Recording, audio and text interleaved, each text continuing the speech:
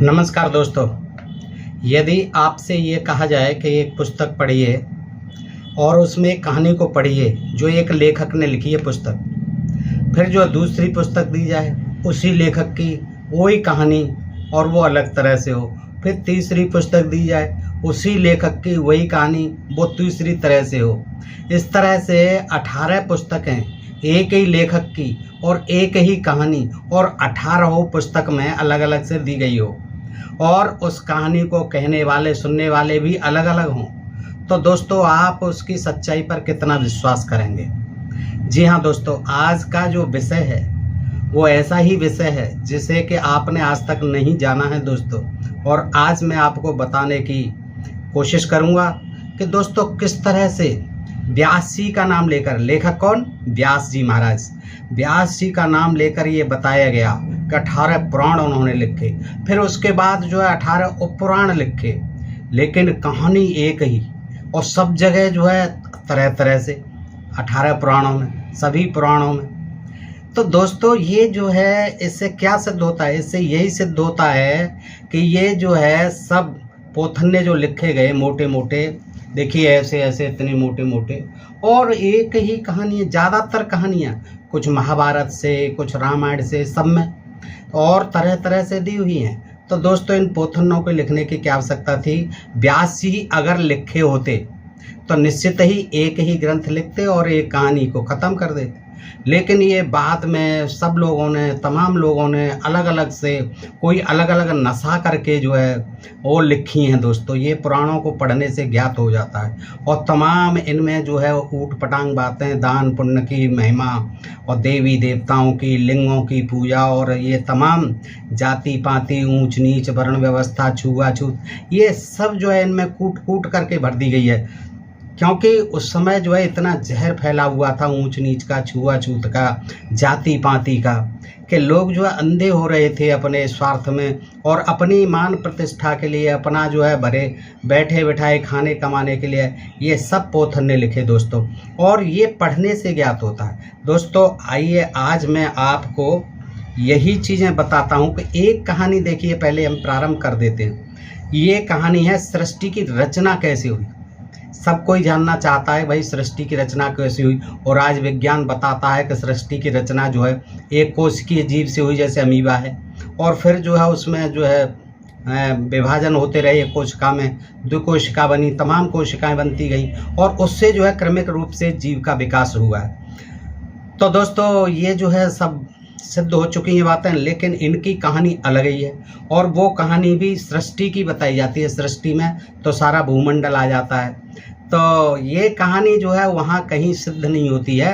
और एक ही कहानी, एक ही तरह, एक अलग अलग तरह से, अलग अलग ये सभी पुराणों में, और फिर कोई कहने वाला अलग, सुनने वाले भी अलग। तो दोस्तों आइए मैं आपके समक्ष रखता हूं और आपसे अनुरोध करता हूं कि आपको ये देखनी चाहिए, रोचक जानकारी है, और थोड़ा सा समय दीजिए और मेरे साथ चलिए। आइए देखते हैं दोस्तों कि ये जो है कितना जो है दिलचस्प विषय है कि ये जो कथा कहानी, ये पोथन्ने जो लिख दी इतने मोटे मोटे, इनकी क्या आवश्यकता थी? अरे वेद व्यास जी लिखते होते तो केवल एक लिखते, ये 18 पुराण उपपुराण 18, ये क्या ज़रूरत थी? और एक ही कहानी फिर अलग अलग तरह से। तो दोस्तों आइए देखिए, सृष्टि खंड की बात हो रही। सृष्टि की रचना कैसे हुई? ब्रह्मा जी ने की, तो ब्रह्मा जी की भी रचना किसने की, या ब्रह्मा जी कैसे पैदा हुए? कहीं कहीं कृष्ण से पैदा हुए, कहीं कहते हैं सृष्टि अंडे में से ब्रह्मा जी पैदा हुए, कहीं कहते हैं विष्णु की कमलनाल में से पैदा हुए, कहीं कहते हैं कि विष्णु जी ने जल में बीज छोड़ा, उससे अंडा बना, फिर उसमें से निकले, और कहीं कुछ कहते हैं, कहीं कुछ कहते हैं। तो ये भ्रामक कहानियाँ हैं और भोली भाली अशिक्षित जनता को उस समय मूर्ख बनाने के लिए और इतने लिख दिए। कुछ कहानियाँ अलग अलग भी हैं, ऐसा नहीं है कि एक ही कहानी, कुछ कहानियाँ अलग भी हैं, कुछ रामायण से हैं, कुछ महाभारत से हैं, और वो रामायण और महाभारत में लिखी हुई हैं, उनसे लोग पढ़ सकते हैं, लेकिन इनमें लिखने की क्या आवश्यकता थी? तो ऐसे ही ये अनावश्यक रूप से वृद्धि कर करके और ये अपने अपने हिसाब से समय समय पर विभिन्न लोगों ने लिखे हैं दोस्तों। देखिए ये मेरे पास जो है मत्स्य महापुराण है और गीता प्रेस गोरखपुर की हैं दोस्तों सभी पुस्तकें, और इसमें जो है मत्स्य पुराण में अध्याय 3 है। इसमें देखते हैं, देखिए मैं संक्षेप में ही बताऊंगा दोस्तों, विस्तृत वर्णन है लेकिन मैं सार आपके सामने रखता हूँ ताकि आपके दिमाग में ये बात क्लियर हो सके। मनु पूछते हैं, इसमें ध्यान से देखें, इसमें कौन, मत्स्य पुराण यानी मछली है, मछली का अवतार लिया था, नौका बन करके सींग में बांध दिए थे, प्रलय हो चुकी थी तो 8-10 जो बचे हुए थे मनु आदि, और मनु ने मछली को पाला था, अंजलि में आ गई थी, बहुत बड़ी हो गई थी, वो कह गई मुझे समुद्र में छोड़ा उसे, और वो कह गई थी प्रलय होने वाली है, मेरे सींग में बांध देना नाव को और फिर आप उसमें बैठ जाना। तो 8-10 जो है ब्राह्मण मुनि जो है मनु जैसे बैठे थे और वो उनको पार किया था, तो उनको विष्णु को कहा गया वो मछली का अवतार, मत्स्य अवतार कहते हैं। और ये मत्स्य अवतार को लेकर के देखिए इतना बड़ा मत्स्य महापुराण लिख दिया। अब जो है वो मछली है, मछली जो है मनु ने चौंक बचाई थी, वो इतनी सी छोटी सी अंजलि में आ गई थी, कुल्ला करते समय, आचमन करते समय कहीं तालाब में छोड़ा, फिर बड़े तालाब में छोड़ा, फिर नदी में छोड़ा, फिर समुद्र में छोड़ा उसको बचाने के लिए। तो वो मत्स्य पुराण है दोस्तों, तो उसी के ऊपर अब कहते हैं मनु महाराज पूछते हैं भगवान मछली से, सृष्टि की उत्पत्ति और उसका संहार, मानव वंश मनवंतर, मानव वंश में उत्पन्न हुए लोगों के चरित्र, भुवन का विस्तार, दान और धर्म की विधि। देखिए दान और धर्म की विधि है, जब तक सृष्टि पैदा नहीं हुई है वो दान और धर्म की विधि पूछ रहे हैं। भुवन का विस्तार कैसे हुआ, मानव वंश में उत्पन्न लोगों के चरित्र कैसे हुए, सनातन श्राद्ध कर्प बल और वर्ण और आश्रम का विभाग भी हो गया। सृष्टि पैदा नहीं हुई है, प्रलय है, प्रलय के दौरान ये बातें कर रहे हैं मनु महाराज, पूछ रहे हैं कि वर्ण और आश्रम का विभाग है कहाँ से आ गई। वर्ण व्यवस्था की बड़ी चिंता थी, वर्णाश्रम की बड़ी चिंता थी मनु महाराज को। इष्टापूर्त, बापी, कूप, तड़ाग आदि देखिए के निर्माण की विधि और देवताओं की प्रतिष्ठा। अब देवता भी कहाँ से, देवता तो अभी पैदा भी नहीं हुए। और देवता कौन थे, देवता तो ये ब्राह्मणी देवता थे और कोई देवता नहीं थे। मैं देवताओं की प्रतिष्ठा आदि तथा और जो भी धार्मिक विषय भूतल पर विद्यमान हैं उन सभी का आप मुझसे विस्तार पूर्वक वर्णन कीजिए। देखिए दोस्तों यह सब विद्यमान हैं, धर्म आदि, वर्ण व्यवस्था, वर्णाश्रम और उन मानव वंश में पैदा हुए चरित्र बताइए। और अभी सृष्टि का पैदा नहीं, सृष्टि पैदा प्रलय हो गई है, प्रलय के दौरान बात कर रहे हैं। तो मत्स्य भगवान कहने लगे, क्या कहने लगे, महाप्रलय के समय का अवसान होने पर यह सारा स्थावर जंगम रूप जगत सोए हुए की भांति अंधकार से घिरा हुआ था। न तो इसके विषय में कोई कल्पना ही की जा सकती थी, सृष्टि के बारे में न कोई वस्तु ही जानी जा सकती थी, न किसी वस्तु का कोई चिन्ह ही अवशेष था। सभी वस्तुएं विस्मृत हो चुकी थी, कोई ज्ञातव्य वस्तु रही नहीं गई थी। तदनंतर जो पुण्य कर्मों के उत्पत्ति स्थान तथा निराकार हैं, देखिए ये भाषा जो है भाषा जाल में फंसाने वाली, कोई इसका अर्थ नहीं है। ऐसी भाषा जो है संस्कृत निष्ठ के लोग पढ़ने वाला पागल हो जाए, समझे ही नहीं है। जो ज्ञातव्य वस्तु कोई, यानी ज्ञातव्य का मतलब कोई जानी हुई वस्तु रही नहीं गई थी है। तदनंतर जो पुण्य कर्मों के उत्पत्ति स्थान तथा निराकार हैं वे स्वयंभू भगवान इस समस्त जगत को प्रकट करने के अभिप्राय से अंधकार का भेदन करके प्रादुर्भूत हुए, यानी पैदा हुए। कौन, निराकार भगवान अंधकार को चीरते हुए, भेदते हुए प्रादुर्भूत हुए यानी अवतरित हुए। उस समय जो इंद्रियों से परे, परात्पर, सूक्ष्म से भी सूक्ष्म, महान से भी महान, अविनाशी और नारायण नाम से भी, क्या नाम भी आ गया उनका, निराकार भगवान है, उनका जो अवतार हुआ नारायण बने, नाम भी रख दिया। अब पता नहीं नाम किसने रखा था वहाँ निराकार का और ये जो है मत्स्य है, यही निराकार भगवान, यही विष्णु भगवान, यही नारायण, यही सुना रहे हैं कथा। तो वो कह रहे हैं नारायण नाम से विख्यात हैं, वो स्वयं अकेले ही आविर्भूत हुए। हाँ, उन्होंने अपने शरीर से अनेक प्रकार के जगत की सृष्टि करने की इच्छा से पूर्व सृष्टि का भली भांति ध्यान करके, पूर्व सृष्टि का इसका मतलब पहले भी सृष्टि थी, प्रलय हो चुकी थी, अब उसका उन्होंने ध्यान किया। नारायण ने जल की रचना की और उसमें अपने वीर स्वरूप बीज का निक्षेप किया, यानी जैसे सिंगाड़ा बो देते हैं ना पानी में, ऐसे ही बीज पैदा हुआ उनके अंदर से। विष्णु जी के अंदर बीज तो था ही, अब बीज को कहाँ किया उन्होंने, जल में, जल बनाया उन्होंने, पहले महासागर बनाया जिसमें वो सोते थे नारायण, क्षीर सागर है, उसको बनाया, जल बनाया और उसमें जो है बीज का निक्षेप किया, बीज बो दिया। वही बीज 1000 वर्ष व्यतीत होने पर, देखिए क्या अद्भुत कल्पना है, अद्भुत बातें। वही बीज 1000 वर्ष व्यतीत होने पर सुवर्ण एवं रजतमय अंडे के रूप में परिणत हो गया। किसके रूप में परिणत हो गया? अंडा बन गया। 1000 वर्ष तक पकता रहा वो। किसका बीज? नारायण का बीज। किसमें? जल में। अब वो क्या बन गया 1000 वर्ष बाद दोस्तों? सोने का और चांदी का मिश्रित अंडा बन गया। देखिए, अंडा बन गया, उसकी कांति 10 सहस्त्र सूर्यों के 10,000 सूर्यों के समान उसकी कांति थी, चमक थी। तत्पश्चात महातेजस्वी स्वयंभू स्वयं ही उस अंडे के भीतर प्रविष्ट हो। देखिए, अंडे के अंदर और प्रविष्ट हो गए। देखिए, पक्षी कोई अंडा रखता है और फिर उसमें घुस सकता है क्या? बताइए। और वो बीज जो है 1000 साल बाद पका है, फिर सोने का चांदी का अंडा हुआ है। अब उसमें क्या किया नारायण भगवान ने? सोचा स्वयंभू भगवान ने, अब मैं इसमें घुस जाऊं। क्यों घुस रहे हो भाई? क्या जरूरत है? आपका बीज ही इतना अच्छा है तो बना दो सृष्टि को। अंडे में घुस के ये नौटंकी करने की क्या जरूरत है? ये है कि नहीं? बताइए। अंडे में घुसने को तैयार हो गए, घुस गए, अंदर प्रविष्ट हो गए और अपने प्रभाव से उस अंडे में सर्वत्र व्याप्त होने के कारण वो पुनः विष्णु भाव को प्राप्त हो गए। विष्णु के भाव तो प्राप्त होंगे, विष्णु देव थे वो, विष्णु जी थे। तदनंतर उस अंडे के भीतर सर्वप्रथम वे भगवान सूर्य उत्पन्न हो। उस अंडे के भीतर कौन उत्पन्न हुए? सूर्य भगवान। ओहो, ये देखिए आप, जो सूर्य भगवान है उसी अंडे से पैदा हुए। अच्छा, जो आदि से प्रकट होने के कारण, आदि से प्रकट होने के कारण क्या कहलाते हैं? आदित्य। सूर्य का एक नाम भी है, पर्यायवाची है आदित्य, क्योंकि आदि में वो ही पैदा हुए सूर्य। किससे? अंडे से। और वेदों का पाठ करते हुए ब्रह्मा जी निकले उसमें से, अंडे में से वेदों का पाठ करते हुए निकले वो। देखिए, ब्रह्मा नाम से विख्यात हुए। और उन्होंने क्या करामात की? विष्णु जी बैठे हुए हैं, सूर्य पैदा हो गया। अब वो फाड़ के नहीं निकले हैं अभी, ब्रह्मा जी भी अभी अंदर वेद का पाठ करते हुए निकले हैं। तो उन्होंने क्या किया? अब निकले हैं ब्रह्मा, तो वो तो फट ही गया अंडा, लेकिन साबुत कहाँ रह गया? लेकिन अब इसमें लेखक कहता है उन्होंने ही उस अंडे को 2 भागों में विभक्त कर, उस अंडे को ब्रह्मा जी ने क्या किया? 2 भाग कर दिए उसके, है ना।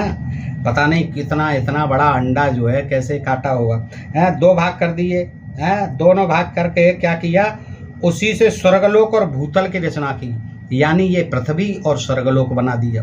अब स्वर्गलोक का आज तक पता नहीं है कहाँ गया वो है। और उन दोनों के मध्य में संपूर्ण दिशाओं और अविनाशी आकाश का भी निर्माण कर दिया ब्रह्मा जी ने उस अंडे से। अच्छा, उस समय उस अंडे के जरायु भाग से मेरु आदि 7 पर्वत प्रकट हुए, पहाड़ भी निकले। देखिए दोस्तों, उस अंडे से नोट करिए ये चीजें, कितनी वैज्ञानिक हैं, कितना ज्ञान है ये है। देखिए, सब आकाश हो गया और स्वर्ग हो गया और धरती हो गई और तमाम जो 7 पर्वत हैं वो सब प्रकट हुए।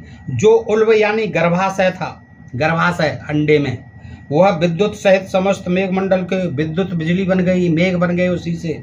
और उसी अंडे से नदियाँ, पितृगण भी पैदा हो गए हैं। और मनुष्य समुदाय उत्पन्न हुए, मनुष्य के समुदाय उत्पन्न हुए उसी अंडे से। नाना रत्नों से परिपूर्ण जो ये लवण, इच्छ, सुरा और आत 7 समुद्र हैं, 7 समुद्र, वे भी उस अंडे के अंत स्थित जल से प्रकट हुए। जो अंडे में जल भरा हुआ था उससे ये समुद्र भी प्रकट हुए।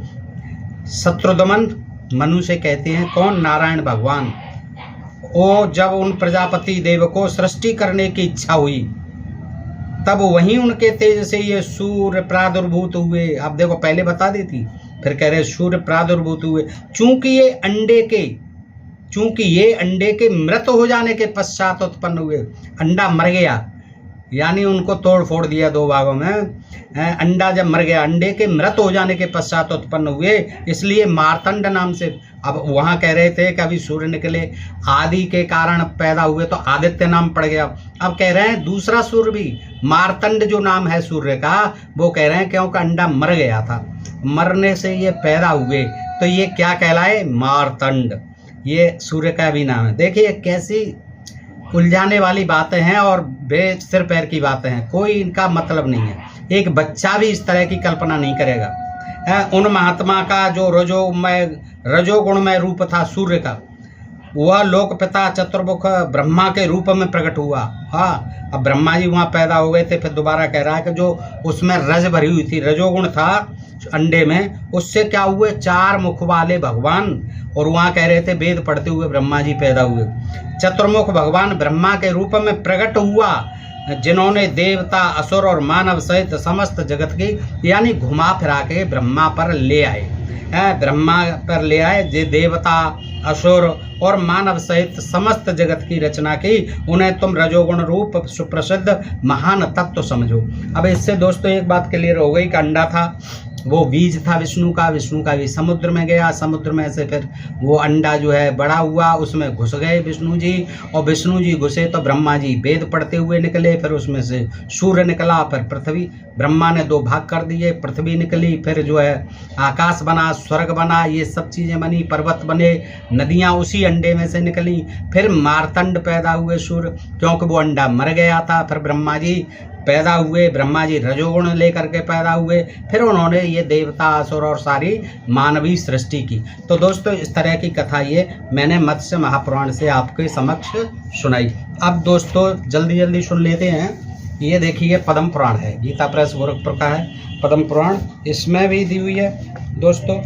देखिए आपको खुद ही यकीन हो जाएगा किस तरह से इसमें जो है, देखिए दोस्तों इसमें भीष्म जी हैं देखिए, और पुलस्त जी बता रहे हैं, ये जो है पद्म पुराण में, ये सृष्टि खंड में ये बता रहे हैं। कौन? पृष्ठ 9 पर ये कहानी है कि पुलस्त जी कहते हैं, भीष्म जी पूछते हैं, भीष्म जी को तो आप जानते हो द्वापर युग में पैदा हुए, और पुलस्त जी जो है त्रेता युग में पैदा हुए। तो ये सब जो है देखिए बताते हैं। भीष्म जी क्या कहते हैं कि गुरुदेव आपने देवताओं की आदि की सृष्टि थोड़ी ही बताई है, मुनिश्रेष्ठ, अब मैं उसे आपके मुख से विस्तार के साथ सुनना चाहता हूँ। तो पुलस्त जी ने कहा, राजन, संपूर्ण प्रजा अपने पूर्वकृत यानी पहले किए हुए शुभाशुभ कर्मों से प्रभावित रही है, अतः प्रलय काल में सबका संहार हो जाने पर भी वह उन कर्मों के संस्कार से मुक्त नहीं हो पाती। प्रलय हो जाती है फिर भी अपने पूर्व जन्मों के संस्कारों से जनता मुक्त नहीं हो पाती। जब ब्रह्मा जी सृष्टि कार्य में प्रवृत्त हुए, उस समय उनसे देवताओं से लेकर स्थार प्रबंध 4 प्रकार की प्रजा उत्पन्न हुई। अब ब्रह्मा जी तो पैदा हो गए अंडे से, अब वो क्या कहते हैं, वे चारों ब्रह्मा जी के मानसिक संकल्प से प्रकट होने के कारण मानसी प्रजा कहलाई। अब ये सारी प्रजा जो है ब्रह्मा जी से पैदा हुई। अच्छा, तदनंतर प्रजापति ने देवता, असुर, पितृ और मनुष्य, इसमें जो है वो कहानी नहीं दी है, अंडे वाली है, ठीक है, सीधा सीधा ब्रह्मा जी रचना कर रहे हैं। इन 4 प्रकार के प्राणियों की जल की भी सृष्टि करने की इच्छा से अपने शरीर का उपयोग किया। उस समय सृष्टि की इच्छा वाले मुक्तात्मा प्रजापति की जंघा से यानी जांग से पहले दुरात्मा असुरों की उत्पत्ति हुई। देखिए अब इसमें अलग अलग बताई है किस तरह से कि ब्रह्मा के जांघों से कौन पैदा हुए, असुर। देखिए दोस्तों सुन लीजिए, मानसी प्रजा की उत्पत्ति कैसे की उन्होंने। उस समय सृष्टि की इच्छा वाले मुक्तात्मा प्रजापति की जंघा से पहले दुरात्मा असुरों की उत्पत्ति हुई, और वैसे कहते हैं ब्रह्मा की जांघों से वैसे उत्पन्न हुए। लेकिन यहाँ कह रहे हैं इसमें पद्म पुराण में कि ब्रह्मा की जांघ से असुर निकले, ठीक है। उनकी सृष्टि के पश्चात भगवान ब्रह्मा ने अपनी आयु से इच्छानुसार पक्षियों को उत्पन्न किया। अपनी आयु से, अपनी उम्र से जो है पक्षियों को भी पैदा किया ब्रह्मा जी ने। ये सारे पक्षी हैं ब्रह्मा जी से पैदा हुए। फिर अपनी भुजाओं से भेड़ों, भुजाओं से, देखिए ये नई कहानी है, आपको पता नहीं होगी। भुजाओं से किन को पैदा किया, भेड़ों हाँ, भेड़ों को पैदा किया। और छत्री जो है ब्रह्मा के, तो ये छत्री और भेड़ एक ही वाहों से ये पैदा हुए। देखिए दोस्तों, भेड़ों और मुख से बकरों की रचना की। कहते हैं ना कि ब्रह्मा के मुख से कौन पैदा हुए, तमाम ग्रंथों में लिखा हुआ है ब्रह्मा के मुख से पैदा हुए ब्राह्मण और बकरा। इसलिए ब्राह्मण बकरा है, बकरा ही ब्राह्मण है, इसीलिए इनमें ग्रंथों में आया भी है कि ब्राह्मण बकरा है। तो दोस्तों ये आप देखिए, भुजाओं से कौन, भेड़ जो है छत्री जो है कहाँ से पैदा हुए, भुजाओं से। अच्छा, मुख से कौन, बकरा कौन, ब्राह्मण के मुख से ब्राह्मण, ब्रह्मा के मुख से ब्राह्मण। तो बकरा और ब्राह्मण एक ही बात हुई, ठीक है। इसी प्रकार अपने पेट से गाय निकाली, पेट से गायों और भैंसों को गाय और भैंस देखिए एक ही जगह से निकली हैं, ये नोट कर लें आप, पद्म पुराण में लिखी हुई है। तो कोई अंतर नहीं है, क्योंकि पेट से गाय और भैंसों को, और पैरों से देख लीजिए शूद्र जो है कहाँ से पैदा हुए हैं, शूद्र पैर से, और पैरों से शूद्रों के साथ घोड़े, इसीलिए कहा गया शूद्र घोड़े के समान है, इन्हीं ग्रंथों में कहा गया। और ब्राह्मण बकरे के समान है, इसीलिए कहा गया। और क्षत्रिय भेड़ के समान है, मूढ़ों से, क्षत्रियों को मूढ़ो भेड़ है, ठीक है। ये अंदर की बात है, आज तक आपको पता नहीं। और शूद्रों को जो कहते हैं ना पैरों से पैदा हुए, तो शूद्रों से देख लीजिए कितने बलवान पैदा हुए पैरों से। घोड़े, ब्रह्मा के पैरों, घोड़े, हाथी और गधे, नीलगाय, हिरन, ऊंट, खच्चर और दूसरे पशुओं की सृष्टि की। इसलिए शूद्रों को इतना बुरा नहीं समझा जाना चाहिए। ये शूद्र जो है क्या है, ये भी हाथी हैं, घोड़े हैं। अब घोड़े कितना बलवान होता है, शक्ति जो है हॉर्स पावर उसी से नापी जाती है। हाथी तो देखिए कितना गणेश जी माना जाता है। और गधे तो आप जानते हैं कितना काम की चीज़ है, कितना संतोषी जीव है। इसीलिए इनको ढोते रहो, शूद्रों को गधे, ये इन पे जो भार ढोते रहो, गधे पे, घोड़े पे, हाथी पे लदे रहो। नीलगाय आदि इनको खाते रहो, हिरन आदि को, ऊंट, खच्चर लदते रहो। ये शूद्रों को पैरों से इसीलिए बताया। और दूसरे पशुओं की सृष्टि की, ठीक है। ब्रह्मा जी की रोमावलियों से फलमूल जो खाते हो आप, सेब, संतरा, सभी, केला आदि, अनार आदि, अमरूद आदि, ये फल जो कैसे पैदा हुए, ये बालों से, रोमों से, रोमावलियों से फल मूल और भांत भांत के अन्नों का प्रादुर्भाव हुआ। गायत्री, छंद, ऋग्वेद, विस्तृत, सोम, रथंतर, कृष्णोम को प्रजापति ने अपने पूर्ववर्ती मुख से प्रकट किया। तो दोस्तों इस तरह से खास बात मैंने आपके सामने रखी। ये हो गया पद्म पुराण, ये गीता प्रेस गोरखपुर। अब चलते हैं दोस्तों, देखिए इससे पुराण पर आ जाते हैं। मैं आज 10 लूँगा दोस्तों, प्रथम पार्ट है ये। अगली वीडियो में मैं और जो बाकी के रह जाएंगे उन ग्रंथों से लाऊंगा। यही एक विषय है, आप देख लीजिए। अब इसमें जो है देखिए गीता प्रेस गोरखपुर का ही इससे पुराण, इसी में ये विषय कैसे दिया हुआ है। बड़ा रोचक है दोस्तों जानकारी, और आप बोर नहीं होंगे, आप इसको ध्यान से सुने देखिएगा। इसमें जो है ब्रह्मा जी कहते हैं नारद से कि जब नारायण देव जल में शयन करने लगे, पूछा उन्होंने कि भगवान बताओ, नारद जी ने ब्रह्मा जी से, पिताजी से, कि सृष्टि की रचना कैसे हुई थी। तो वो बताते हैं, ब्रह्मा जी कहते हैं देवर से, जब नारायण देव जल में शयन करने लगे, सोने लगे, उस समय उनकी नाभि से, देखिए नई कहानी है, उनकी नाभि से जब सो रहे थे विष्णु जी, तो उनकी नाभि से भगवान शंकर के इच्छावश सहसा एक उत्तम कमल प्रकट हुआ। नींद ले रहे हैं भगवान विष्णु, भगवान शंकर एक कामना करते हैं कि इनकी जो है नाभि से एक कमल उगना चाहिए। शंकर जी जो है ऐसी कामना करते हैं, और उससे क्या हुआ, एक उत्तम कमल पैदा हुआ। कमल तो आपने दोस्तों देखा होगा जातर में, जो बहुत बड़ा था, हाँ, और उसमें से कमल हो गया आया। किस में से, विष्णु की नाभि में से। सो रहे थे जल में सो रहे थे, पता नहीं धरती क्यों नहीं बनाई थी इतनी जल्दी, है। और वो जल किस पर भरा हुआ था, जल पर, पृथ्वी पर ही टिका होगा, लेकिन नहीं, वो जो है सो रहे थे जल में। और उसी समय क्या हुआ, बहुत बड़ा कमलनाल जो है उनकी नाभि से जो है निकल पड़ा। उसमें असंख्य नाल दंड थे, उसकी कांति कनेर के फूल के समान। अरे भाई, कनेर से क्यों तुलना करे, उसका भी तो फूल ही होता है। देखिए दिमाग नहीं लगाया इन्होंने। कनेर के फूल के समान पीले रंग की थी उसकी कांति। अरे ऐसे कैसे हो जाएगी, कमल की कांति कमल की तरह, कनेर से तुलना कर रहे हो।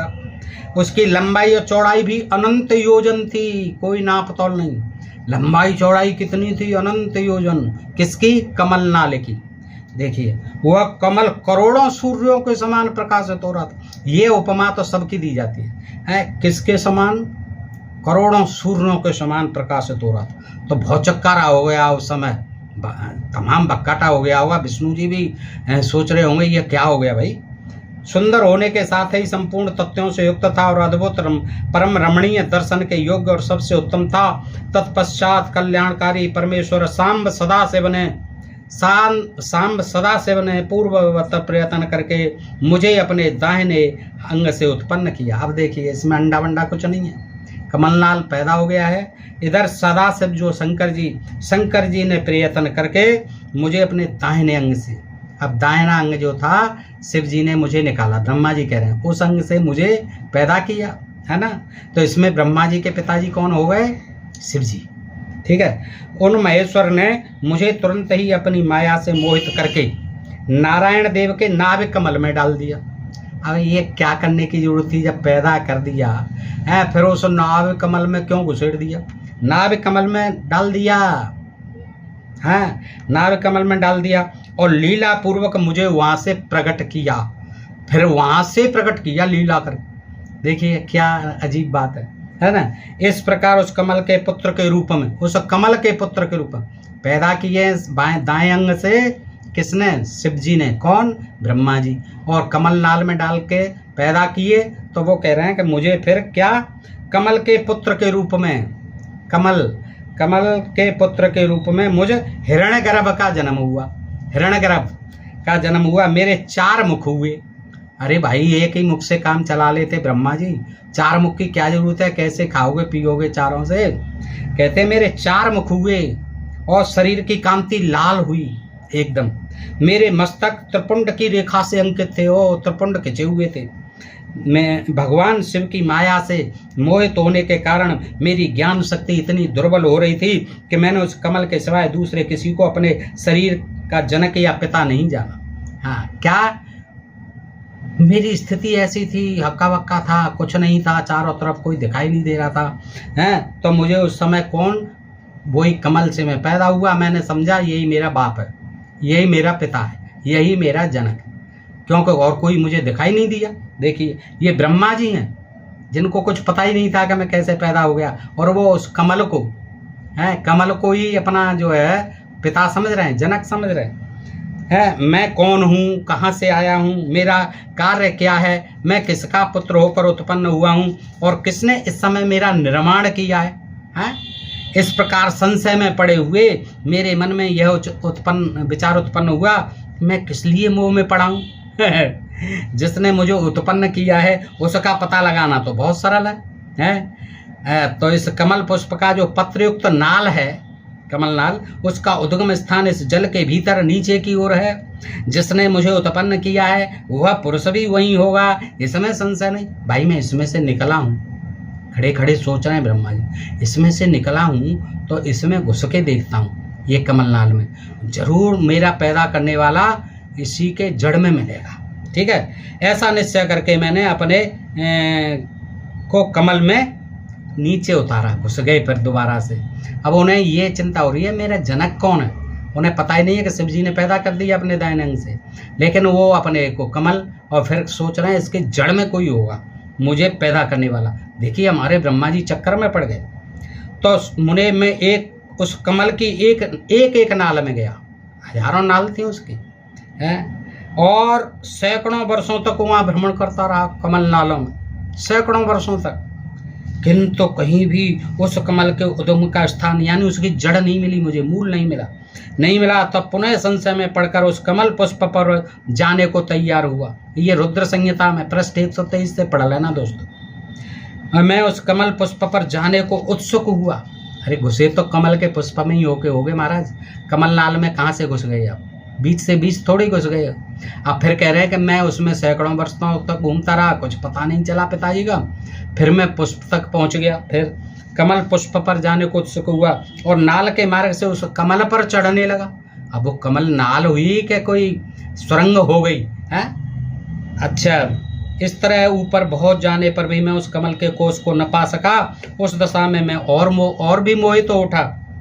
मुने उस समय भगवान शिव की इच्छा से परम मंगलमयी उत्तम आकाशवाणी हुई, जो मेरे मोह का विध्वंस करने वाली थी। उस वाणी ने कहा तपस्या करो, तपस्या करो। उस आकाशवाणी को सुनकर मैंने अपने जन्मदाता पिता का दर्शन करने के लिए उस समय पुनः प्रयत्न पूर्वक 12 वर्षों तक घोर तपस्या की। उनको ये चिंता हो गई कि मेरा पिता कौन है।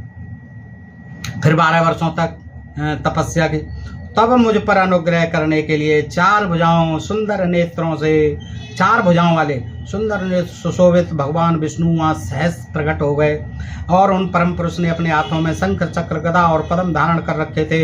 उनके सारे अंग सजल जलधर के समान शाम कांति से सुशोभित थे। उन परम प्रभु ने सुंदर पीताम्बर पहन रखा हो, पीताम्बर भी पहन रखा था उन्होंने। देखिए सृष्टि के पहले वहाँ कपड़े भी बन रहे थे पीताम्बर, उनके मस्तक आदि मुकुट भी बन रहे थे। प्रलय थी, सृष्टि की रचना भी हो रही है, ये सब कुछ पहन रखा था, मुकुट भी पहन रखा था। चार हाथ थे उनके जो सोए हुए थे विष्णु जी। महामूल्यवान आभूषण भी पहने हुए थे। उनका मुखारविंद प्रसन्नता से खिला हुआ था। मैं उनकी छवि पर मोहित हो रहा था। वे मुझे करोड़ों कामदेवों के समान मनोहर दिखाई दिए। उनका वह अत्यंत सुंदर रूप देखकर मुझे बड़ा आश्चर्य हुआ। वे सांवली और सुनहरी आवाज से उद्भासित हो रहे थे। अब पिताजी मिल गए, ठीक है। तदनंतर उस नारायण के साथ मेरी बातचीत आरंभ हुई। भगवान शिव की लीला से हम दोनों में कुछ विवाद छिड़ गया है, विवाद भी छिड़ गया फिर पिता में और बेटे में, ब्रह्मा में विष्णु में। इसी समय हम लोगों के बीच में एक महान अग्निस्तंभ, जब हम में विवाद, कौन है भाई, तुम पिताजी हो मेरे कैसे, मैं आपका बेटा कैसे, फलाना, ये विवाद हो गया। तो वहाँ उन्हें क्या दिखाई दिया विवाद के बीच में? एक महान अग्नि स्तंभ, आग का स्तंभ, ज्योतिर्मय लिंग। ओह, ज्योतिर्मय लिंग प्रकट हो गया। देखिए, हाँ, शिव जी नहीं पैदा हुए, वहाँ ज्योतिर्मय लिंग प्रकट हुआ, बहुत लंबा चौड़ा जलता हुआ महान अग्नि स्तंभ।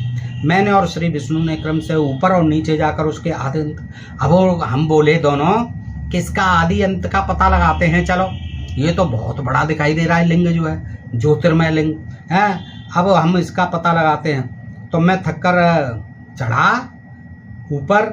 विष्णु जी ने कहा तुम ऊपर जाओ, मैं नीचे जाऊंगा, पता लगाते हैं कहाँ इसका और छोर। देखिए क्या है, थककर भैया मैं तो नीचे लौट आया। ऊपर से मैं ऊपर गया था, नीचे लौट आया। भगवान विष्णु भी उसी तरह नीचे से ऊपर आकर मुझसे मिले। भैया हमें नहीं मिला, दोनों थक गए। श्री हरि ने मेरे साथ आगे पीछे और अलवल से परमेश्वर शिव को प्रणाम किया। हाँ, वो समझ गए कि ये भगवान शिव हैं। अरे शिव थे ही नहीं, वो तो लिंग था भाई, है। फिर वो कहते हैं परमेश्वर शिव को प्रणाम किया। फिर वे सोचने लगे ये क्या वस्तु है। देखिए, भगवान शिव को भी प्रणाम किया और फिर वे सोचने लगे कि आखिर ये है क्या वस्तु। देखिए, है, फिर वो सोचने लगे यह क्या वस्तु है। इसके स्वरूप का निर्देश नहीं किया जा सकता, क्योंकि न तो इसका कोई नाम है। अब आपने नाम दे तो दिया, शिव जी नाम है, ना कोई इसका कर्म है। कर्म कहाँ से करेगा, वो तो लिंग था। लिंग रहित तत्व ही यहाँ लिंग भाव को प्राप्त हो गया है। ध्यान मार्ग में भी इसके स्वरूप का कुछ पता नहीं चलता। इसके बाद में और श्री हरि दोनों ने अपने चित्त को स्वस्थ करके श्री हरि ने अग्नि स्तंभ को प्रणाम करना प्रारंभ किया। हम बोले हम आपके स्वरूप को नहीं जानते, आप जो कोई भी हों आपको हमारा नमस्कार है। महेशान, आप शीघ्र ही हमें अपने यथार्थ रूप का दर्शन कराइए। इस प्रकार अहंकार से आविष्ट हुए हम दोनों ही वहाँ नमस्कार करने लगे और तब शिव जी वहाँ से पैदा हुए उसमें से। तो दोस्तों, उनमें जो है इस तरह से विवाद हुआ इस पुराण से। अब आ जाते हैं नारद पुराण से। दोस्तों, आज मैं आपके समक्ष 10 पुराणों से रखता हूँ और जल्दी जल्दी रखता हूँ। दोस्तों देखिए, इसमें नारद जी ने सनक जी से पूछा है, हे ब्रह्मा जी से नहीं पूछा। सनक जी कौन? ब्रह्मा जी के पुत्र, या नारद जी भी ब्रह्मा जी के पुत्र ही है। सृष्टि का संक्षिप्त वर्णन और सारे देखिए वही कहानी चल रही है, अलग अलग तरह से चल रही है। वेद व्यासी ने कौन सा नशा कर रखा था, ये अलग अलग लेखकों द्वारा अलग अलग चीज़ें लिखी हुई प्रतीत होती। देखिए, नारद जी ने पूछा, सनक जी, आदि देव भगवान विष्णु ने पूर्व काल में ब्रह्मा आदि की किस प्रकार सृष्टि की? कहते हैं सृष्टि के जनक तो विष्णु ब्रह्मा जी थे। अब इसमें कह रहे हैं, ये कंफर्म करके कह रहे हैं कि विष्णु जी ने की, विष्णु जी ने की थी सृष्टि की रचना। तो ब्रह्मा जी को कैसे बनाया उन्होंने, यह बात मुझे बताइए, क्योंकि आप सर्वज्ञ हैं। तो सनक जी ने कहा देवर से, भगवान नारायण अविनाशी हैं, अनंत हैं, सर्वव्यापी हैं, निरंजन हैं। उन्होंने संपूर्ण चराचर जगत को व्याप्त कर रखा है। पहले भगवान ने अपने दाहिने अंग से, अब देखिए नई बात, यह अंडा बंडा नहीं है। पहले भगवान ने क्या किया, वहाँ शिव जी ने पैदा कर दिए दाहिने अंग से ब्रह्मा जी। यहाँ देखिए, पहले भगवान ने यानी विष्णु ने अपने दाहिने अंग से जगत की सृष्टि के लिए प्रजापति ब्रह्मा जी को प्रकट किया। अब यहाँ दाहिने अंग से किसने प्रकट किया? विष्णु जी ने। किसको? ब्रह्मा जी को। ठीक है। फिर अपने मध्य अंग से जगत का संहार करने, मध्य अंग से, बीच के अंग से है विष्णु ने क्या किया? रुद्रधारी नामधारी शिव को उत्पन्न किया। अब एक ही कहानी को देखिए किस तरह से, तरह तरह से दोस्तों। साथ ही इस जगत का पालन करने के लिए उन्होंने अपने बाएं अंग से अविनाशी भगवान विष्णु को अभिव्यक्त किया। किसने? नारायण ने। अब नारायण और विष्णु बात तो एक ही है, लेकिन ये देखिए नारायण जो है चौथे बता दिए, आदि पुरुष बता दिए, परमात्मा बता दिए। उनसे क्या किया? ब्रह्मा जी पैदा हुए, शिव जी मध्य अंग से पैदा हुए, दाहिने अंग से ब्रह्मा जी पैदा किए नारायण ने, और फिर बाएं अंग से कौन? विष्णु को निकाला, विष्णु को पैदा किया।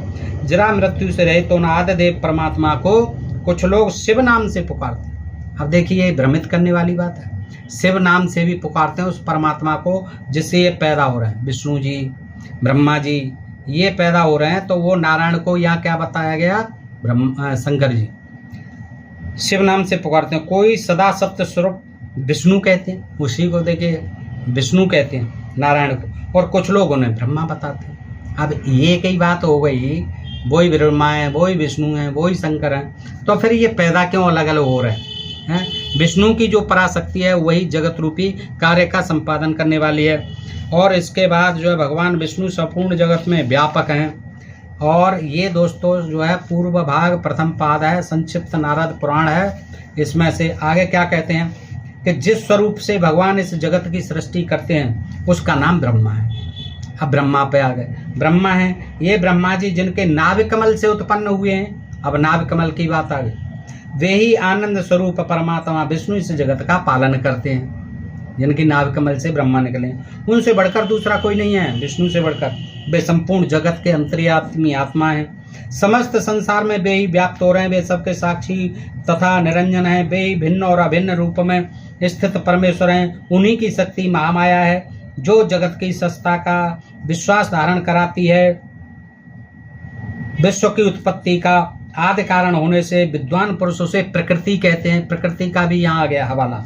आदि सृष्टि के समय लोक रचना के लिए उद्यत हुए। लोक रचना के लिए यहाँ कौन उद्यत हुए? ब्रह्मा नहीं, भगवान विष्णु, महाविष्णु के प्रकृति, पुरुष और अकाल ये तीन रूप प्रकट होते हैं। शुद्ध अंतःकरण वाले ब्रह्म रूप से जिसका साक्षात करते हैं वे विशुद्ध परम धाम कहलाते हैं। तदनंतर संसार की सृष्टि करने वाले भगवान ब्रह्मा जी ने तामस स्वर्ग की रचना की।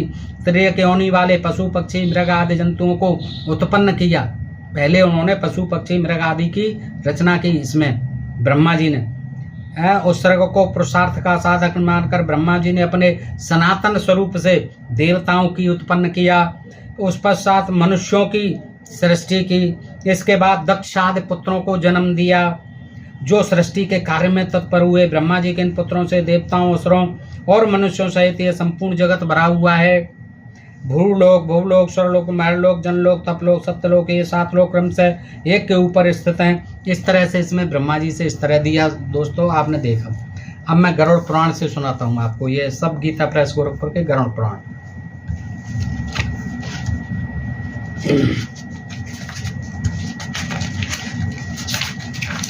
गरुड़ पुराण में रुद्र जी, शंकर जी और श्री हरि यानी विष्णु जी, शंकर जी पूछ रहे हैं और विष्णु जी बता रहे हैं। दोस्तों देखिएगा, सृष्टि वर्णन है ये और आचार कांड है, गरुड़ पुराण है ये। इसमें जो है रुद्र जी बोले, हे जनार्दन, आप सर्ग प्रतिसर्ग वंश मनवंतर और वंशाचरित्र का सबका विस्तार पूर्वक वर्णन करें।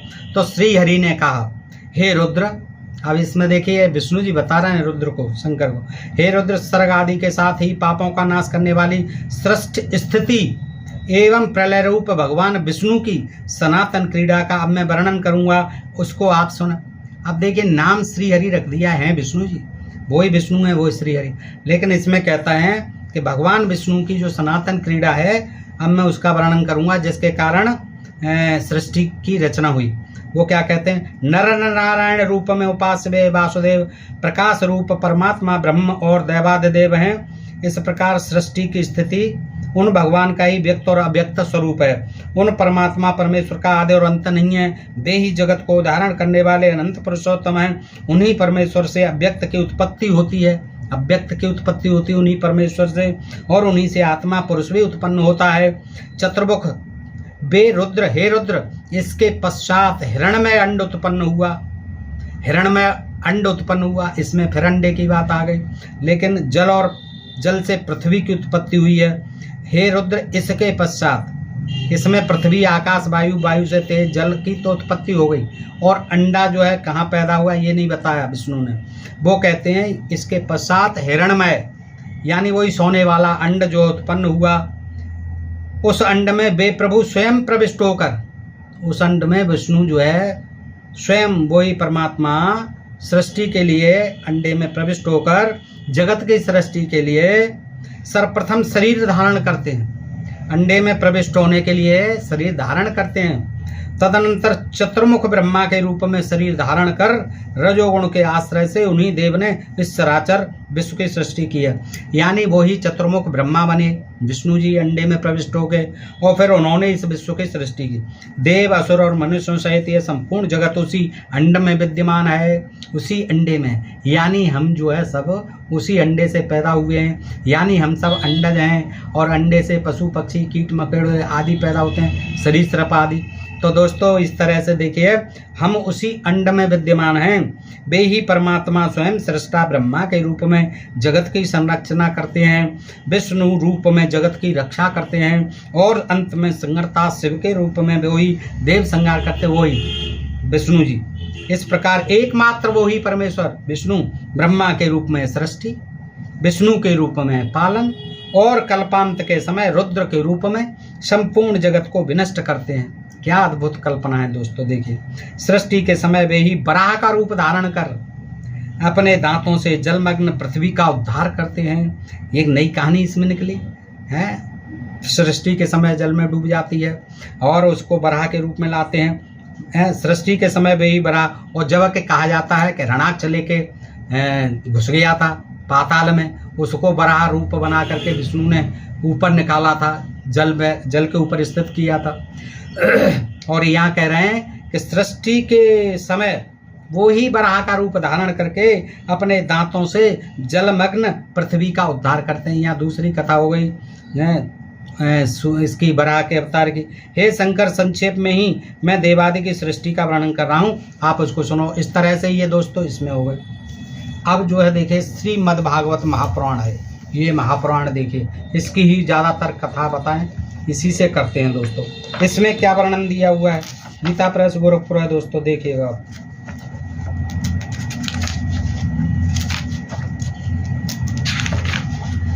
इसमें दिया है मायापति भगवान ने, ब्रह्मा जी कह रहे हैं नारद से, इसमें नारद से कह रहे हैं, बता रहे हैं ब्रह्मा जी। नारद जी ने पूछा तो कि मायापति भगवान ने एक से बहुत होने की इच्छा से अपनी माया से अपने स्वरूप में स्वयं प्राप्त काल कर्म और स्वभाव को स्वीकार कर लिया। भगवान की शक्ति से ही काल ने, इसमें काल को बताया, काल भाव को स्वीकार कर लिया, और भगवान की शक्ति से ही काल ने तीनों गुणों में क्षोभ उत्पन्न कर दिया, स्वभाव ने उन्हें रूपांतरित कर दिया, और कर्म ने महतत्व को जन्म दिया। ये इसमें महतत्व को जन्म दिया किसने? कर्म ने।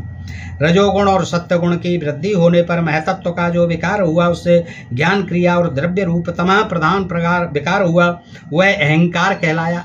अब सृष्टि की रचना से पहले ये सब चीज़ें आ गई, रजोगुण, सतोगुण, तमोगुण, अहंकार भी आ गया। अब किसको आया? ये अहंकार तो किसी मानव में ही आता है, अहंकार कहलाया है, और विकार को प्राप्त होकर 3 प्रकार का हो गया। उसके भेद हैं वैकारिक, तेजस और तामस। अहंकार के 3 भेद हैं। नारद जी वे क्रम से ज्ञान शक्ति, क्रिया शक्ति और द्रव्य शक्ति प्रधान हैं। जब पंच महाभूत, अब ऐसे नहीं लिखेंगे तो कौन इनके जाल में फंसेगा? सीधी सीधी बात, ये अंड संट बातें लिखेंगे तभी तो लोग कहेंगे अरे ये बड़ा ज्ञान है। भाई कुछ पल्ले ही नहीं पड़ेगा, और लिखने वाले के ही कुछ पल्ले नहीं पड़ रहा है।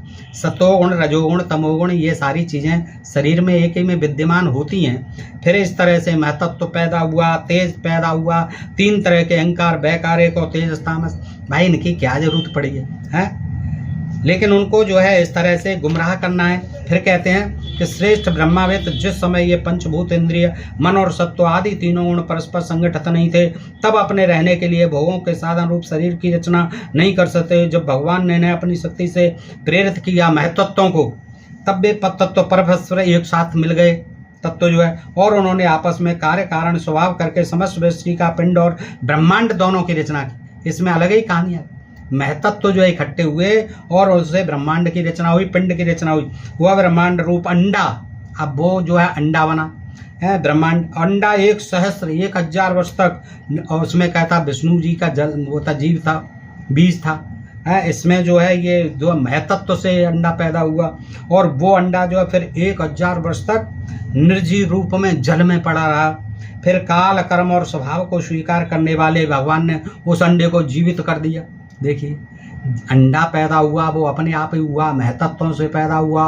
1,000 साल तक इंतजार करते रहे भगवान जी उसे जीवित करने के लिए। फिर 1,000 साल बाद उसे अंडे को मर गया था, वो जीवित कर दिया है, उसमें जान डाल दी। और उस अंडे को फोड़कर है उसमें से वही विराट पुरुष निकला, जिस विराट पुरुष का जो है ऋग्वेद में वर्णन किया गया, उस अंडे में से निकला। उसमें कहा गया है कि उसी विराट पुरुष के मुंह से ब्राह्मण, उसी से क्षत्रिय, भुजाओं से और जंघाओं से वैश्य और पैरों से शूद्र, वो ही विराट पुरुष ये अंडे में से निकला। अंडे को फोड़कर उसमें से वही विराट पुरुष निकला, जिसकी जंगा, चरण, भुजाएं, नेत्र, मुख और फिर सहस्त्रों की संख्या में थे। विद्वान पुरुष उपासना के लिए उसी के अंगों में समस्त लोक और उनमें रहने वाली वस्तुओं की कल्पनाएं करते हैं। उसकी कमर से नीचे के अंगों में 7 पाताल देखिए, और उसके पेड़ू से ऊपर के अंगों में 7 स्वर्ग की कल्पना की जाती है। ब्राह्मण इस विराट का देखिए आ गई बात ऋग्वेद में, ये अंडे में से जो निकला था विराट पुरुष 1,000 साल बाद फोड़ा था परम पुरुष ने, विराट पुरुष निकला। और ब्राह्मण इस विराट पुरुष का मुख है। देखिए ब्राह्मण कौन है, इस विराट पुरुष का मुख है। भुजाएं क्षत्रिय हैं इस विराट पुरुष की जो अंडे में से निकला है। जांघों से वैश्य हैं और पैरों से शूद्र उत्पन्न हुए हैं। दोस्तों पैरों से लेकर इस बात का वर्णन जो है पहली बार यहाँ देख रहे हैं अब विराट पुरुष से। और विराट पुरुष किस में से निकला है, अंडे में से। कहीं ब्रह्मा जी निकले अंडे में से। तो दोस्तों देखिए कैसे रोचक बात है। अच्छा, नाभि में भूलोक, हृदय में सुरलोक, परमात्मा के वक्षस्थल में महरलोक की कल्पना दी गई है। उसके गले में जनलोक, दोनों स्तनों में तपोलोक और मस्तक में ब्रह्मा का नित्य निवास स्थान सत्यलोक है। उस विराट पुरुष की कमर में अतल, जांघों में बितल, घुटनों में पवित्र सुतल लोक और जंघाओं में तलातल की कल्पना की। मतलब लोगों को कैसा मूर्ख बनाया। ये जो है दोस्तों देखिए श्रीमद् भागवत महापुराण। ठीक है, अब जो है आते हैं आगे। ये भविष्य पुराण है दोस्तों, खत्म होने वाला है, जल्दी जल्दी ले रहा हूँ। भविष्य पुराण है दोस्तों, देखिए भविष्य पुराण है, ये भी गीता प्रेस ग्रुप पर, इसमें देख लेते हैं। ये चीज़ें दोस्तों आज तक आपको पता नहीं है, और ये पता इसलिए होनी चाहिए कि इनकी जो पोल कपोल है वो किस तरह की कपोल कल्पित कहानी, और आप स्वयं देखेंगे कि लोगों को मूर्ख बनाने के लिए किस तरह की बेतुकी बातें लिखी हैं। अब आप देखिए भविष्य पुराण ब्रह्म पर्व है, इसमें सुमंत मुनि है। सुमंत मुनि बता रहे हैं, देखिए कोई सुमंत मुनि है वो बता रहे हैं। सुमंत मुनि, सुमंत राजा सतानी, किसको, राजा सतानी से ने पूछा है, और सुमंत मुनि बता रहे हैं कि राजन, अब मैं भूत सर्ग समस्त प्राणियों की उत्पत्ति का वर्णन करता हूँ, जिसके सुनने से सभी पापों की निवृत्ति हो जाए, सारे पाप मिट जाते हैं इसको सुनने से। मैं बताता हूँ सृष्टि की रचना कैसी। कौन बता रहे हैं, सुमंत मुनि। किसको बता रहे हैं, राजा सतानी। तो देखिए, हे तात, पूर्व काल में यह संसार अंधकार से व्याप्त था। कहानी सुना रहे हैं। कोई पदार्थ दृष्टिगत नहीं होता था, अभिज्ञ था, अतर्क था, प्रसुप्त सा था। उस समय सूक्ष्म अतीन्द्रिय सर्वभूतमय उन परम ब्रह्म परमात्मा भगवान भास्कर ने, इसमें कौन आ गए, भास्कर, सूर्य। अब इसमें जो है सूर्य हैं, इसमें सूर्य की ज़्यादा महत्ता दी है, किसमें, भविष्य पुराण में। तो सूर्य की जो है पूजा उपासना का ज़्यादा वर्णन है। तो इसमें क्या है, जनक किसको माना गया, विष्णु ब्रह्मा आदि कुछ नहीं, भास्कर, सूर्य। भगवान भास्कर ने अपने शरीर से नाना विधि सृष्टि करने की इच्छा की। अपने शरीर से भगवान सूर्य ने सोचा कि मुझे जो है नाना विधि सृष्टि करनी चाहिए, और सर्वप्रथम परमात्मा ने जल को उत्पन्न किया। सूर्य ने किसको पैदा किया, पहले जल को, उसमें अपने वीर रूप शक्ति का आदान किया। वहाँ विष्णु ने आदान किया था अपने वीर्य का, बीज का। अब यहाँ किसने जल बनाया और जल में अपने वीर्य का आदान किया? किसने? सूर्य ने। उससे देवता असुर मनुष्य आदि संपूर्ण जगत उत्पन्न हुआ। ये देखिए, संपूर्ण जगत उत्पन्न हो गया, देवता असुर मनुष्य। वह वीर जल में गिरने से अत्यंत प्रकाशमान पैदा भी हो गए। देखिए, सोचिए, उस वीर रूप शक्ति का आदान किया, इससे देवता असुर मनुष्य आदि संपूर्ण जगत उत्पन्न हुआ। ठीक है, उत्पन्न हो गए। अब वो क्या कहता है? वह वीर जल में गिरने से, फिर कहानी को मोड़ा, गिरने से अत्यंत प्रकाशमान सुवर्ण का अंडा हो गया। अब इसमें अंडा किसका वीर है? सूर्य का। वो क्या हो गया है? पैदा हो गए सब मनुष्य असुर देवता। लेकिन फिर कह रहे हैं वो सुवर्ण अंड में वीर जल में गिरने से क्या बन गया? वो सुवर्ण अंडा, सोने का अंडा बन गया। सोने का अंडा बन गया। उस अंड के मध्य से, उस अंडे में से सृष्टिकर्ता चतुर्मुख लोक पिता ब्रह्मा जी उत्पन्न हुए। नर भगवान से जल की उत्पत्ति हुई है, इसलिए नर जल को नार कहते हैं। अब उत्पत्ति तो उसने की है, भास्कर ने। अब ये जो है कहानी को अलग ट्विस्ट दे देते हैं। अब कहते हैं जल को नार इसलिए कहते हैं कि वो नारायण से पैदा हुआ है। वह नर जिसका पहले अयन स्थान हुआ उसे नारायण कहते हैं। जल जो है सोने का स्थान हुआ, सोने का स्थान हुआ, अयन हुआ सोने का, उसे नारायण कहते हैं जो सोता है जल में। अच्छा, इससे क्या हुआ? ब्रह्मा, इस पुरुष विशेष की सृष्टि हुई। वे लोक में ब्रह्मा के नाम से प्रसिद्ध हुए, उस अंडे में से ही निकले। ब्रह्मा जी ने दीर्घकाल तक तपस्या की और उस अंडे के 2 भाग कर दिए। देखो, कहानी लगभग कुछ वैसी आ गई अब, लेकिन भास्कर भगवान एक भाग से भूमि, दूसरे से आकाश की रचना की। अंडे को फोड़ दिया 2 भागों में। मध्य में स्वर्ग, 8 दिशाओं, वरुण का निवास स्थान, समुद्र बनाया। फिर महादात तत्वों की सभी प्राणियों की रचना की, आकाश को उत्पन्न किया और इस लोक की अभिवृद्धि के ब्रह्मा जी ने अपने मुख से ब्राह्मण देखिए, यानी लोक की बढ़ोतरी के लिए, अभिवृद्धि के लिए ब्रह्मा जी ने अपने मुख से ब्राह्मण, बाहुओं से क्षत्रिय, उरु अर्थात जंगा से वैश्य और चरणों से शूद्रों को उत्पन्न किया। महाराज, ये पादरी, ईसाई, ये अमेरिका, इंग्लैंड वासी, जर्मन वासी, यूरोप वासी, ये तमाम देशों के चीन, जापान, ये कहाँ से पैदा किए थे? ये तो भारत के लोग हो गए, वैश्य, शूद्र, ब्राह्मण, क्षत्रिय। ये आपने कहाँ से पैदा किया? ये कहीं नहीं है। और सृष्टि बताते हैं इसे, ये कहो ना भारत के लोगों की रचना की है। इसमें कहते हैं ब्रह्मा जी के चारों मुख से 4 वेद उत्पन्न हुए। तो ये बाइबल कहाँ से पैदा हुई? ये कुरान कहाँ से पैदा हुई? ये चीज़ें कहाँ से आई है? पूर्व मुख से ऋग्वेद प्रकट हुआ, उसे वशिष्ठ मुनि ने ग्रहण कर लिया। अब वशिष्ठ मुनि था ही नहीं वहाँ, ग्रहण भी कर लिया उसने तुरंत जो है। दक्षिण मुख से यजुर्वेद उत्पन्न हुआ, उसे महर्षि याज्ञवल्क्य ने ग्रहण किया। याज्ञवल्क्य भी तैयार बैठे थे, ब्रह्मा के मुख से निकलते। वशिष्ठ ने किया यजुर्वेद, उसने किया याज्ञवल्क्य ने। सामवेद ने श्रुत हुआ, उसे गौतम ऋषि ने धारण किया। ये ब्राह्मण थे, तैयार बैठे थे लपकने के लिए वेदों को। और उत्तर मुख से अथर्ववेद प्रादुर्भूत हुआ, जैसे लोक पूजित महर्षि शौनक ने ग्रहण किया। ये बातें देखो उनमें नहीं है कहीं, ये इसमें नई नई बातें आ रही हैं। ब्रह्मा जी के लोक प्रसिद्ध पंचम ऊर्ध मुख से 18 पुराण, देखिए अब पुराणों की भी बात आ गई। ब्रह्मा जी के मुख से कहते हैं विष्णु जी ने लिखे, अब वो वेद व्यास ने लिखे। अब वेद व्यास जो है तमाम तरह की कहानी, अब इसमें कह रहे हैं कि उनके मुख से फिर वेद तो निकल गए और ब्राह्मणों ने ले लिए। अब वो क्या है कि ऊर्ध्व मुख से, ऊपर के मुख से 18 पुराण, इतिहास और यमाद स्मृति शास्त्र, यही स्मृति शास्त्र आदि पैदा हुए। इसके बाद ब्रह्मा जी ने अपने देह के 2 भाग किए। वो फिर जो है उन्होंने 2 भाग अपने अंडे के तो करके ये कर दिया सब। अब जो है फिर ब्रह्मा जी ने अपने शरीर को चीर डाला, फिर देह के 2 भाग किए, दाहिने भाग को पुरुष और बाएं भाग को स्त्री बनाया। कमाल देखिए, है नई कहानी है ये दोस्तों। इसमें किसमें? ये भविष्य पुराण में 2 भाग किए। अब एक भाग को पुरुष बनाया, एक भाग को स्त्री बनाया और उसमें विराट पुरुष की उत्पत्ति। अब देखिए इसमें यहाँ फिर किसने बनाया विराट पुरुष को? ब्रह्मा जी ने।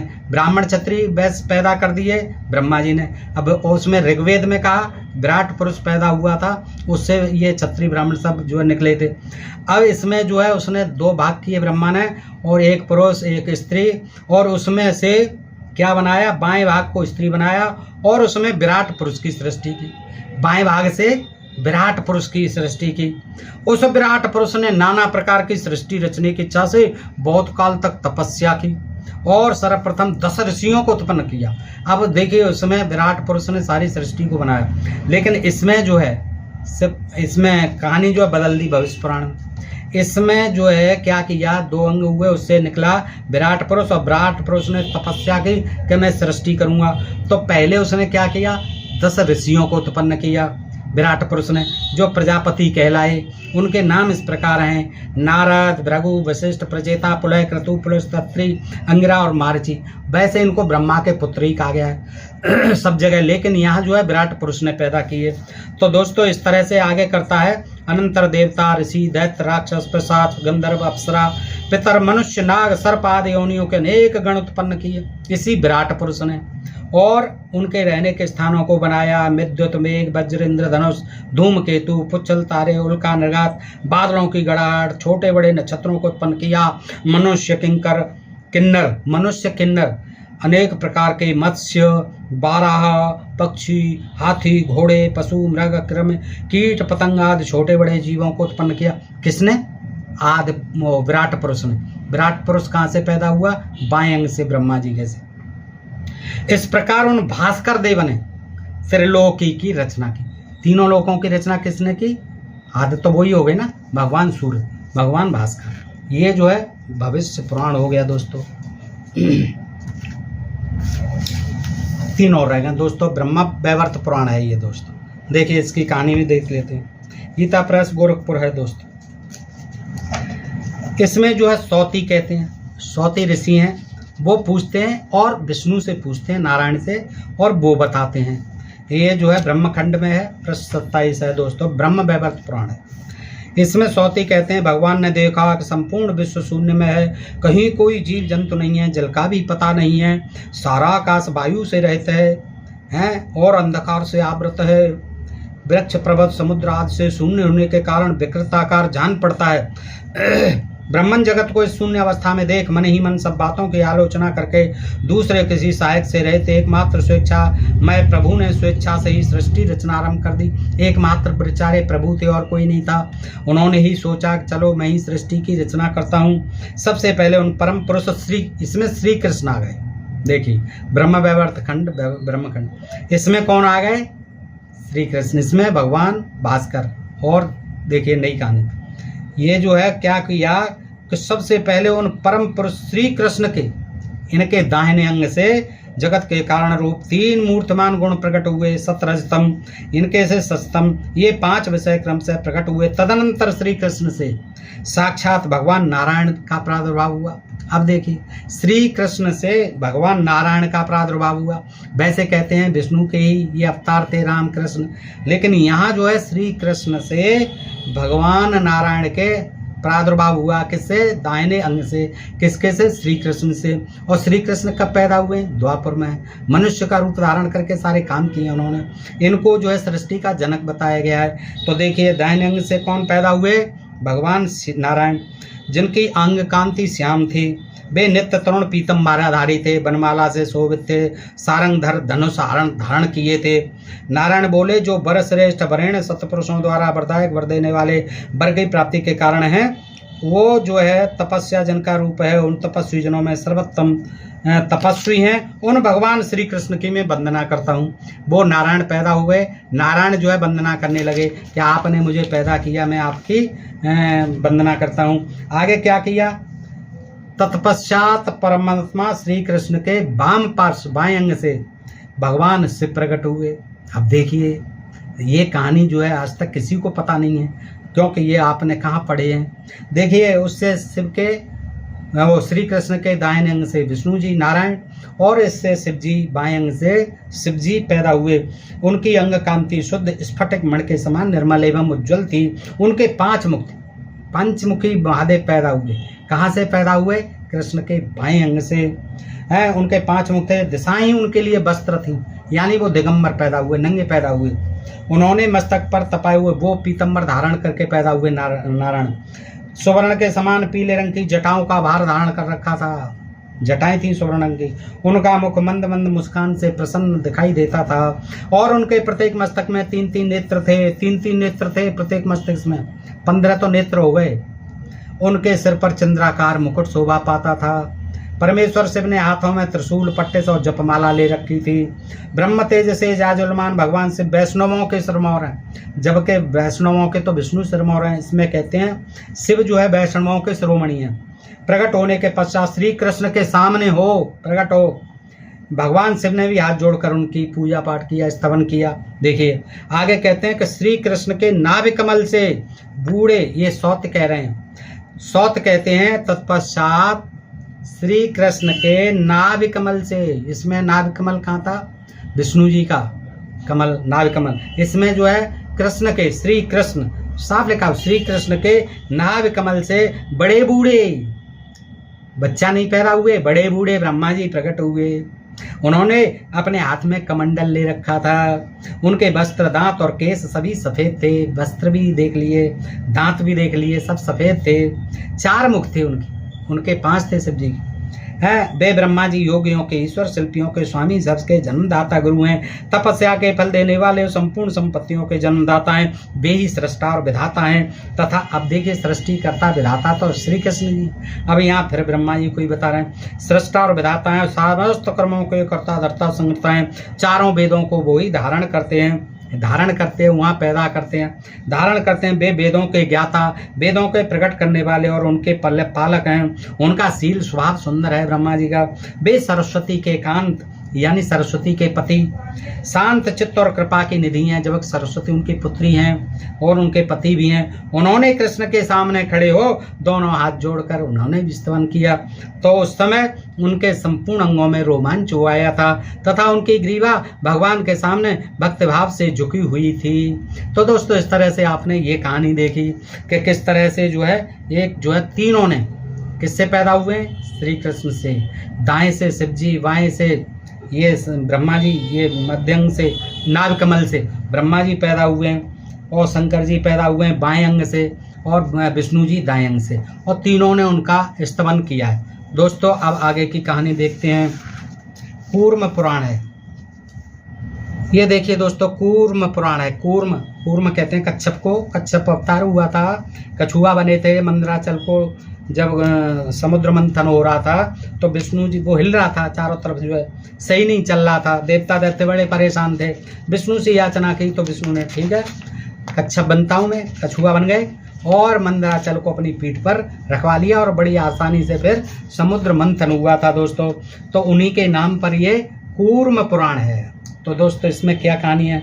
इसमें श्री कूर्म ने कहा, ये श्री कूर्म यानी विष्णु कछुआ, उन्होंने कहा समस्त ऋषिगणों, अब इसमें ऋषिगणों को बता रहे हैं, ऋषिगण ही पूछ रहे हैं किससे? कूर्म महाराज से, कि संसार के कल्याण के लिए आप लोगों ने जो कुछ मुझसे पूछा है और इंद्र दमन के लिए मैंने जो कुछ कहा है वह सब मैं बतला रहा हूँ, आप लोग सुने।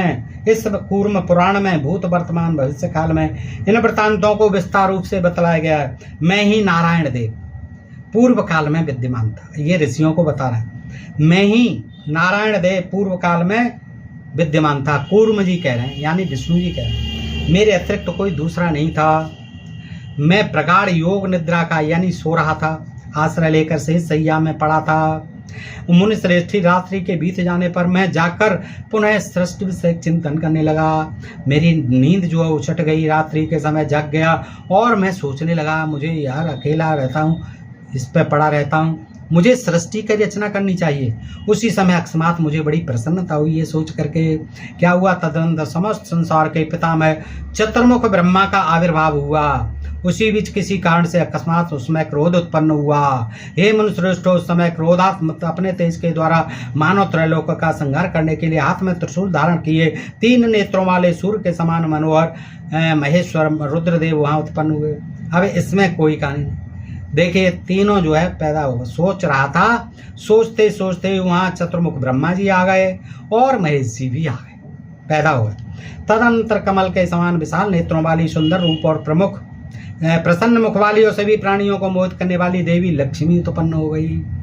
पवित्र मुस्कान वाली अत्यंत प्रसन्न मंगलमयी अपनी महिमा में प्रतिष्ठित दिव्य कांति से सुसंपन्न दिव्यमाल आदि से सुशोभित अविनाशिनी महामाया मूल प्रकृति रूपा वे नारायणी अपने तेज से संसार को पूर्त करती हुई मेरे समीप में आकर बैठ गईं। उन्हें देखकर संसार के स्वामी भगवान ब्रह्मा मुझसे कहने लगे, देखिए नई कहानी है दोस्त, लक्ष्मी जी आ गई हैं शिव जी के पास, वो ब्रह्मा विष्णु जी के पास, और ब्रह्मा जी कहने लगे उन्हें देख करके, हे माधव संपूर्ण प्राणियों को मोहित करने के लिए स्वरूपिणी देवी को नियुक्त करो। हाँ, संपूर्ण सृष्टि की रचना करने के लिए, जिससे यह मेरी सृष्टि और भी अधिक बढ़ने लगे। इनको मोहित करवा इनसे, ताकि मेरी सृष्टि जो है और अधिक बढ़ने लगे। ब्रह्मा के द्वारा ऐसे कहे जाने पर मैंने मुस्कुराते हुए देवी लक्ष्मी से कहा, हे देवी, मेरे आदेश से तुम देवताओं असुरों और मनुष्यों से युक्त संपूर्ण विश्व को अपनी माया से मोहित कर संसार में प्रवृत्त करो। यानी इनका कहने का आशय है कि मोहित करो, सब स्त्री की तरफ आकर्षित हो, कामदेव का भाव पैदा हो। ब्रह्मा जी ने कहा है सृष्टि और बढ़ानी है, अभी कम है, तो उसमें क्या है, वो कह रहे हैं विष्णु जी कि ये सारे संसार को मोहित करो, जो जितने मनुष्य आदि हैं, देवता हैं, असुर हैं, जितने भी हैं मनुष्य हैं, सबको तुम मोहित करो। यानी उस समय सारे देवता भी थे, असुर भी थे, मनुष्य भी थे, और उनको और मोहित करना था। ब्रह्मनिष्ठ हैं, ब्रह्मवादी हैं, क्रोध शून्य हैं, सत्यनारायण हैं, ऐसे लोगों को दूर से ही छोड़ देना। इस तरह से इसमें बात बताई गई है दोस्तों। ये नई कहानी हो गई। अब जो है मार्कंडेय पुराण रह गया दोस्तों, अंत में इसमें भी देख लेते हैं। ये है, देखिए मार्कंडेय पुराण, ये संक्षिप्त है गीता प्रेस गोरखपुर।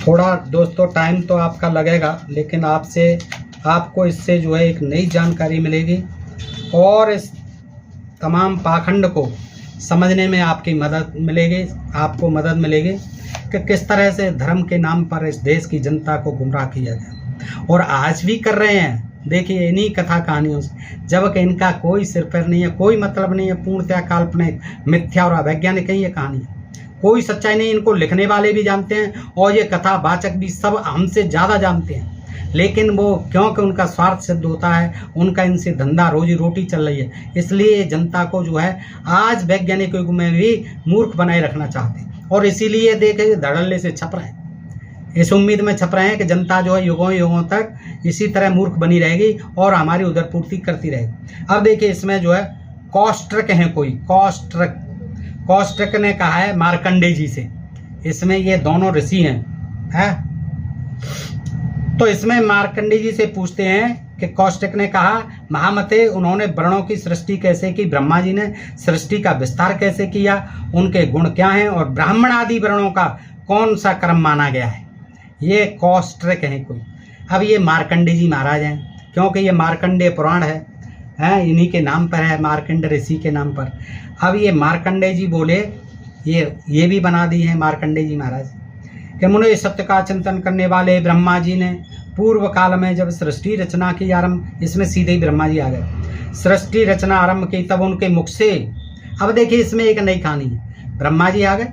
अब ब्रह्मा जी ने सृष्टि की रचना की, कैसे की, तो उनके मुख से 1000 स्त्री पुरुष उत्पन्न हुए। पहले ही कौन पैदा हुए, 1000 स्त्री और पुरुष, कहीं नहीं है, ये स्त्री का नाम कहीं नहीं है, पुरुषों का नाम कहीं नहीं है इस मार्कंडेय पुराण में, बाद में जोड़ा गया है। पहले सीधी सीधे आपने देखा ब्रह्मा के मुख से क्या क्या पैदा हुए, सब देखा है आपने।